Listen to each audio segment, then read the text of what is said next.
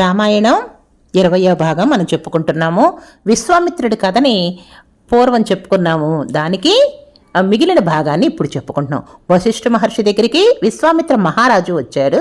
అక్కడి నుంచి ఏం జరిగిందని తెలుసుకుందాం. వశిష్ఠుడు విశ్వామిత్రుణ్ణి, ఆయన సైన్యాన్ని ఉండండి, మీరు ఆతిథ్యం స్వీకరించండి అని చెప్పి చాలా గట్టిగా చెప్పేటప్పటికీ ఏమీ అనలేక విశ్వామిత్ర మహారాజు, సరే మీ విచ్చ ఎలా ఉంటే అలాగేను, మీ మాటను మేము జవదాటమని సరేనన్నాడు. ఇంతలో వశిష్ఠ మహర్షి ఆతిథ్యం స్వీకరించాలని మరంటే ఆతిథ్యానికి కావాల్సినన్ని ఏర్పాట్లు చేయాలి కదా. కొన్ని వేల మంది ఉన్నారు అక్కడ సైన్యం. వశిష్ఠ మహర్షి శబల అనే ఆవుని పిలిచారు. శబల అంటే ఎవరో కాదు, కామధేనువు యొక్క బిడ్డ. అది వశిష్ఠ మహర్షి ఆశ్రమంలో ఉంటుంది. ఆమెను పిలిచి, శబల, ఈరోజు విశ్వామిత్ర మహారాజు మన ఆశ్రమానికి అతిథిగా వచ్చారు. వారి వెనకాల అక్షౌహిణుల సైన్యం ఉంది. గజాలున్నాయి, అశ్వాలున్నాయి. వీటన్నిటికీ సైన్యానికి ఉత్తమోత్తమైన విందుని ఏర్పాటు చేయాలి. ఎవరికి ఏది ఇష్టమో ఆ పదార్థాలన్నీ నీవు సృజించు అని శబలకి చెప్పారు. శబలకి మనసులో ఉన్న మాటను తెలుసుకునే శక్తి ఉంది. అందుకని చెరుకు కర్రలను సృష్టించింది. తేనెని, పానీయాలని, అనేక రుచికరమైన పదార్థాలని కొండలు పడేస్తే ఎంత ఉంటాయో అంతంత, అంటే కొండలంత అన్నాన్ని, వేడి అన్నపు రాసుల్ని, భక్ష్యాల్ని, భోజ్యాల్ని, లేహ్యాల్ని, తాగేవి, తినేవి, కొరుక్కునేవి, పళ్ళు, కూరలు, పచ్చళ్ళు, పులుసులు, పళ్ళ రసాలు, తాంబూలాలు, పాలు, అసలుకి మనం ఊహించలేమాట. అన్ని రకాలైన భోజనంలో ఇన్నుంటాయా? ఇన్ని రకాలైన పదార్థాలతో భోజనం ఉంటుందా? షడ్రసోపేతమైన భోజనాన్ని అందరికీ కూడా ఏర్పాట్లు చేసింది. అంతేకాకుండా గుర్రాలకి ఏనుగులు ఇవన్నీ వచ్చినాయి కదా, వాటికి కావాల్సిన ఆహారాన్ని కూడా సృష్టించింది. అవన్నీ వచ్చేటప్పటికల్లా అవన్నీ చూస్తూ అలా ఆశ్చర్యపోయాడు విశ్వామిత్ర మహారాజు. ఇంకా ఇవన్నీ చూసి విశ్వామిత్ర మహారాజుకి శబల ఆవు మీద వ్యామోహం పెరిగింది. అంటే తను అనుకున్నది ఏంటంటే, తన మహారాజును కాబట్టి తనకి ఎన్నో అవసరాలు ఉన్నాయి. ఇటువంటి కామధేనువు తన దగ్గర ఉంటే తన అన్ని అవసరాలు తీరిపోతాయి అని వశిష్ఠ మహర్షిని, నీకు ఎన్ని కోట్ల ఆవులు కావాలంటే ఇస్తాను, నీకు 1,00,000 ఆవులు కావాలా ఇచ్చేస్తాను, నీకు ఏ కోరికలు కావాలో చెప్పు, నాకు మాత్రం శబలనివ్వు అన్నాడు. వశిష్ఠ మహర్షి వీటన్నిటిని విని చిరునవ్వు నవ్వాడు. ఆయన విశ్వామిత్రుడు మనసులో ఎంత మార్పు వచ్చింది. ముందంతా ఏమన్నాడు, వశిష్ఠ మహర్షికి ఎంతో వంగి నమస్కారాలు చేశాడు, వెళ్ళి వస్తానని చెప్పాడు, ఆయన ఉండమంటే ఆయన మాట కాదనలేక ఉండిపోయాడు. ఇవన్నీ చాలా వినమ్రతతో చెప్పిన వాడు ఒక్క శబల యొక్క శక్తిని ఎన్నో లక్షల మందికి కూడాను, అక్షౌహిణులంటే ఎన్నో లక్షల మంది జనం అక్కడ సైన్యం, వాళ్ళందరికి కూడా కావాల్సిన ఆహారాన్ని సృష్టించేటప్పటికల్లా మనసు వ్యామోహంలోకి మారిపోయింది. ఏమనుకోక మహారాజా, నువ్వు 1,00,000 గోవులు ఇచ్చినా కూడా నేను శబలని ఇవ్వలేను, నేను నా దగ్గరే ఉంటుంది, నేను ఇవ్వను అని చెప్పాడు. అంటే విశ్వామిత్ర మహారాజుకి చాలా కోపం వచ్చింది. ప్రజల దగ్గర ఏదున్నా కూడా అది మహారాజుకే చేరుద్ది. రత్నమైనా, రాయి అయినా అటన్నిటి మీద ఎవరికి అధికారం ఉంటుంది? మహారాజుకే అధికారం ఉంటుంది. నేను నీ రాజుని కాబట్టి ఇది నాకే అధికారం ఉంటుంది, నాకు ఇవ్వాల్సిందని చెప్పి చాలా గట్టిగా అన్నాడు. వశిష్ఠ మహర్షి, శబల యొక్క పాలుతోటే నేను యజ్ఞయాగాదుల క్రతువులన్నీ చేస్తున్నాను, పితృకార్యాలు చేస్తున్నాను, ఇది ఎంతో అమృతతుల్యమైన పాలు, కాబట్టి వీటన్నిటికీ నేను దీనికోసమనే కామధేను యొక్క బిడ్డను తెచ్చుకున్నాను, నేను ఇవ్వలేను అని ఖచ్చితంగా చెప్పాడు. విశ్వామిత్రుడికి ఇంకా కోపం వచ్చేసింది. అధికారం ఉంది కదా నాకు, నేను రాజుని కదా, ఎందుకు ఇవ్వడు అని చెప్పి అన్నాడు. సరే, 1,00,000 గోవులు సరిపోతలేదేమో, నీకు ఇంకా ఇస్తాను. బంగారం కావాలా, ఏనుగులు కావాలా, ఏం కావాలో చెప్పు, రథాలు కావాలా, ఏం కావాలంటే అవన్నీ ఇస్తానన్నాడు. ఎంత అమాయకంగా అడుగుతున్నాడు చూడండి. అక్కడ శబల కామధేను మనకి ఏది కావాలంటే అది తెచ్చిస్తుంది, కానీ ఈయన అవిస్తాను ఇవ్విస్తానంట. అవన్నీ నిమిషంలో శబల అని కామధేనువు తెచ్చివ్వగల శక్తిమంతురాలు అన్నమాట. కానీ ఈయన అలా అడుగుతూనే ఉన్నాడు. ఇద్దరికి ఇలా వాగ్వివాదం జరుగుతూ ఉంది. శబలని విశ్వామిత్రుడు బలవంతంగా తీసుకుపోతున్నాడు. పాపం ఆ కామధేను ఏడుస్తుంది, కన్నులెమ్మట నీరు కారుస్తుంది, ఆర్తనాదాలు చేస్తుంది. వశిష్ఠ మహర్షి చూస్తున్నాడు. ఆయన బ్రహ్మర్షి, తలుచుకుంటే ఏమన్నా చేయగలడు, కానీ కామక్రోధాలకి వసురవ్వకూడదు. ఏం చెయ్యాలి? అలా నిశ్శబ్దంగా కూర్చున్నాడు. కామధేనువు విశ్వామిత్రుడు ఎత్తుకుపోతున్నాడా?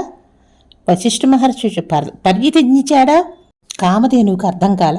విశ్వామిత్రుడు తనని ఎత్తుకుపోతున్నాడా, లేదంటే వశిష్ఠ మహర్షి తనని వదులుకున్నాడా అని అనుమానం వచ్చింది. ఏమి చేయలేకపోతుంది. ఏమి చేయలేక వశిష్ఠమూర్తి నన్ను ఎందుకు విడిచిపెడుతున్నాడు? నేనేమైనా పాపం చేశానా? నేనేమైనా పొరపాటు చేశానా? వశిష్ఠ మహర్షిని లేకపోతే నన్ను విడిచిపెట్టడే.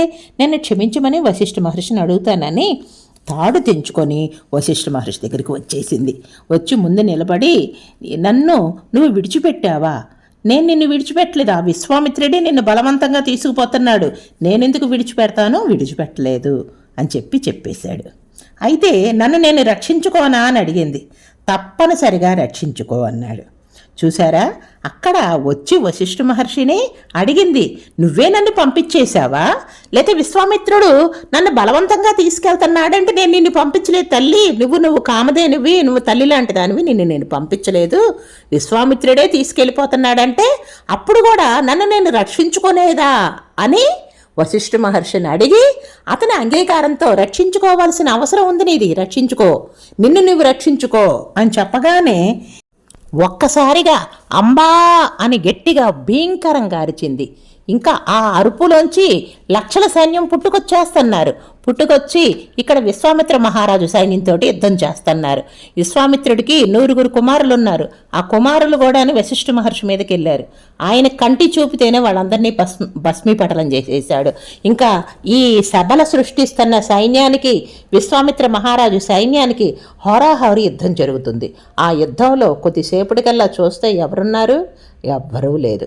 ఒక్కసారి విశ్వామిత్ర మహారాజుకి దిమ్మదిరిపోయి, అసలు ఏమిటి, చాలా ఆశ్చర్యపోయాడు.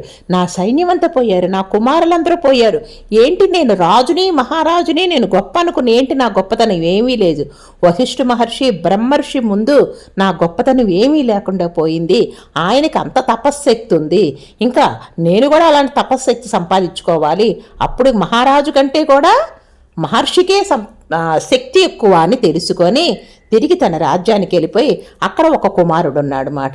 ఆ ఒక్క కుమారుడికి రాజ్యాభిషేకం చేసి హిమాలయ పర్వతాల్లో తాను తపస్సు చేసుకుంటానికని బయలుదేరి వెళ్ళిపోయాడు. పర్వత శిఖరం మీదకి వెళ్ళి పరమశివుని గురించి తపస్సు మొదలుపెట్టాడు. ఘోరాతి ఘోరమైన తపస్సు చేశాడు. ఎందుకని? లోపల వశిష్ఠుణ్ణి జయించాలి అనే ఒక కోపం ఉంది. ఆ కోపంతో వశిష్ఠుని కంటే గొప్పవాడవ్వాలనుకునే, అంతకంటే ఎక్కువ తపశ్శక్తి సంపాదించుకోవాలనే ఆశతోటే తపస్సు చేశాడు. శివుడు ప్రత్యక్షమై, విశ్వామిత్ర, దేనికోసం అయ్యా ఎంత ఘోరమైన తపస్సు చేశావు? నా దర్శనానికేనా? నీకే కోరికుంది, ఆ కోరికను తీరుస్తాను అన్నాడు. విశ్వామిత్రుడు, మహాదేవ, నేను నిజంగా నా తపస్సు పట్ల అనుకూల్యం వహించిన వాడిదైతే, ప్రీతి చెందిన వాడివైతే, నీవు ఎవరి దగ్గరికన్నా వెళ్ళి ధనుర్వేజాన్ని ఉపదేశం పొందకుండా ఎన్ని అస్త్రాలున్నాయో, ఎన్ని రకాల రాక్షస అస్త్రాలున్నాయో, ఆయుధాలున్నాయో అవన్నీ రహస్యంగా నాకు భాషించాలి, అవి ఎప్పటికప్పుడు వచ్చేయాలి అంటే శంకరుడు తదాస్తు అన్నాడు. దానితో ప్రపంచంలో ఉన్న సమస్త అస్త్రాలు విశ్వామిత్రుడి లోపలికి భాషించాయి. అంటే అస్త్రాలన్నీ కూడా మంత్రాలతో ఉంటాయి మాట. ఈ అస్త్రాలనే విశ్వామిత్రుడు రాముల వారికి చెప్పాడు మాట. అటువంటి అస్త్రాలన్నీ ఎవరి దగ్గర పొందారు? పరమశివుడి దగ్గర పొందాడు. వెంటనే ఆ ప్రపంచంలోని అస్త్రాలన్నీ విశ్వామిత్రుడికి వచ్చేసాయి. పౌర్ణమి నాడు సముద్రం ఎట్లా ఉప్పొంగుద్దో అంత సంతోషపడిపోయి రథం ఎక్కి వశిష్ఠ మహర్షి ఆశ్రమానికి వెళ్ళాడు. అంటే ఇప్పుడు ఎవరి మీద కోపంతో చేశాడు? ఇంతకీ వశిష్ఠ మహర్షి మీద కోపంతో. వెంటనే పరమశివుడు ప్రత్యక్షమైన తర్వాత అస్త్రాలన్నీ పొందాడు. మళ్ళీ వశిష్ఠ మహర్షి దగ్గరికి వెళ్ళాడు. ఆయన వశిష్ఠ మహర్షి ఏం చేస్తున్నాడు? దైవ కార్యక్రమాలతోటి ఉన్నాడు. అంతా కూడా లేళ్ళు, దుప్పలు, జింకలు, ఫలాలు, పుష్పాలు, అన్ని యాగాలు అన్నీ జరుగుతూ ఉన్నాయి. చక్కగా శిష్యులందరినీ కూర్చోబెట్టుకొని వేద మంత్రాలన్నీ కూడా నేర్పుతూ అరుగుల మీద కూర్చొని వేదాలు చెప్పుకుంటూ ఉన్నారు. అటువంటి సమయంలో విశ్వామిత్రుడు వచ్చాడు. విశ్వామిత్రుడి మనసులో శాంతి లేదు. అంటే అవన్నీ కూడాను చూసేటప్పటికల్లా విశ్వామిత్రుడికి ఇంకా కోపం పెరిగిపోయింది. అస్త్రప్రయోగం చేయడం ప్రారంభించాడు. ఆ అస్త్రప్రయోగం చేస్తూ ఉంటే భూకంపం ఎలా వస్తుందో అట్లా వస్తుంది. అంతంత భయంకరమైన అస్త్రాలను కూడా వేసేస్తున్నాడు. విశ్వామిత్రుడు బయటికి వచ్చి వశిష్ఠ మహర్షిని చూసి ఆయనపై కూడా ఆగ్నేయాస్త్రాన్ని వేశాడు. వశిష్ఠ మహర్షి వైపు ఆగ్నేయాస్త్రం వస్తూ ఉంది. దాన్ని చూసిన వశిష్ఠ మహర్షి తానున్న ప్రదేశం నుంచి కనీసం కదలనన్నా కదల్లా. దానికి అడ్డుగా తన దగ్గర ఉన్న బ్రహ్మదండాన్ని పెట్టి అలా ఉన్నాడు. దండం అంటే ఋషుల దగ్గర ఒక కర్ర ఉండి దాని మీద చేయి పెట్టుకొని తపస్సు చేస్తూ ఉంటారు కదా, ఆ దండాన్ని అడ్డంగా పెట్టాడు అన్నమాట. ఆ దండం పెట్టేటప్పటికే ఆ కర్రకి ఆగ్నేయాస్త్రం కాస్త చల్లారిపోయి అది కాస్త ఎక్కడికి వెళ్ళిపోయింది, బ్రహ్మదండంలోకి వెళ్ళిపోయింది. ఇంకా విశ్వామిత్రుడు కోపం వచ్చేసేది, ఏంటి నేను ఇన్ని అస్త్రాలు వేసిన అస్త్రాలన్నీ ఏమైపోతున్నాయి, కౌంచాస్త్రం, వాయువాస్త్రం, ఆగ్నేయాస్త్రం, వరుణాస్త్రం, మానవాస్త్రం, చలిపిడుగు, పొడిపిడుగు, ఎన్నో అస్త్రాలు వేసేసాడు. ఇంకా అస్త్రాలన్నీ చెప్పుకుంటే మనకు చాలా ఉంటాయి. అన్ని రకాలైన అస్త్రాలన్నీ వేశాడు. ఈ అస్త్రాలన్నీ ఏమైపోతున్నాయి, మళ్ళీ దండంలోకి వెళ్ళిపోతున్నాయి. ఏమీ చేయలేకపోతున్నాడు. ఇంక ఏం చెయ్యాలి అనేది అర్థం కావట్లా. మళ్ళీ తపస్సు చేసుకుంటానికి మళ్ళీ వెళ్ళాడు. మిగిలిన కథ మరొక విభాగంలో చెప్పుకుందాం. జై శ్రీరామ్.